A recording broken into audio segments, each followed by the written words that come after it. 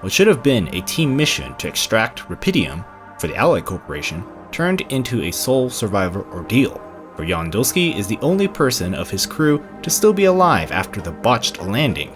With the bureaucracy of help very far away, and a giant wheel of a base the sole vehicle of any hope left, it is certainly too much for one person to do the work of 6.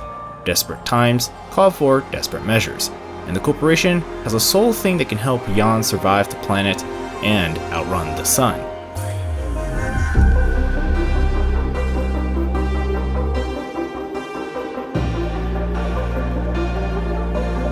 The Altars is a survival game, though it is lighter than others in that some parts of the survival take on a management interface. The parts where the lead Jan Dolski performs out on the planet's surface is scouting the areas, mining for critical resources, and handling potentially dangerous anomalies along the way. The tasks are about expected: scout the area, place mining rigs, running the rigs, and finding ways around obstacles. At the base, the list of tasks continue: crafting items, maintenance of the base, cooking, research, refining enriched materials, and the list goes on. The planet exploration and work is quite straightforward, with anomalies that present a minor to moderate danger.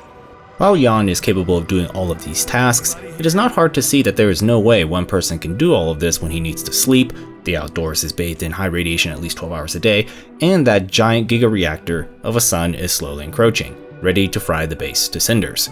Enter the Altars, alternative versions of Jan, cloned based on a different critical decision at some point of Jan's life, and using the time-transcending element of Rapidium. With the assistance of extra Jans, there is now a small crew to assign tasks to get things done and navigate the base to the destination for the company rescue people to retrieve the very lucrative and profitable Rapidium.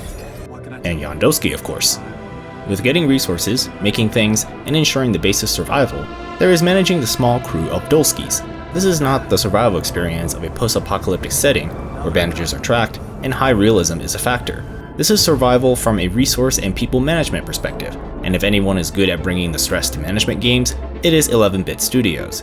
It is completing research, building, and gathering towards starting the next leg of the journey, all while Magnetic Storm is overloading modules continuously. And then there are the many personalities and struggles of the Jans. Each Jan has a different personality and different struggle, and like with any employee, they have needs to meet, or less than ideal things will happen. To be very clear, this game is not for everyone. This type of resources, task, and emotional people juggling is not how most people would imagine having fun when they say they play video games. The exploration element feels pretty normal and may be mundane, but those anomalies and limited available outdoor time keep things a little spicy. The areas get larger with each act, but they are not quite wide and expansive like an open world. They feel like corridors and smaller open areas. It reflects that this game's size and scope is specific and contained, likely from a limited budget and time. Likewise, the gathering, crafting, and preparing feels pretty normal, with a lot of spiciness added from the magnetic storms, deadlines, and leading a group of people. The people part is where the lead Jan Dolski is not great at. With low self-confidence and a lot of major life regrets, he signed up for Project Dolly only to find out after the landing that he is now the captain. The other Jans have their trials and struggles, and in this mess of struggling Jans is the shining jewel of the Altars. The Altar Jans represent a question that many have asked. What would my life have been like if I made a different decision at a critical moment? For the Altars, it meant very different career paths and personality outcomes. There is certainly a challenge to trying to talk to them, as just always saying what you feel like can lead to friction. This can result in Jans being not very helpful or even resentful. But apply those people skills well, and not only will they get along, they may even teach the lead Jan some important lessons. It is a heartwarming story of many of life's lessons, acceptance, and inspiring one to reflect on one's own life. It is quite a different experience. As a survival game, it takes more of a higher management level perspective, even though there is a good amount of on-foot exploration.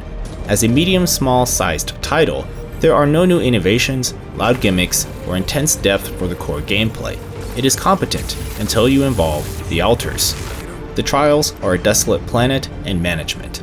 The result is an emotional journey with people, which depending on your management and interaction decisions, can end very poorly, very well, or somewhere in between.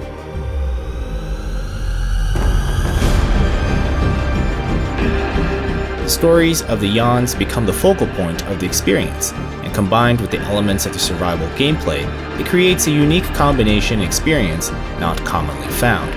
It will take work and knowledge to achieve the happy ending, and when it is achieved, it may even inspire you to reflect on your own major decisions.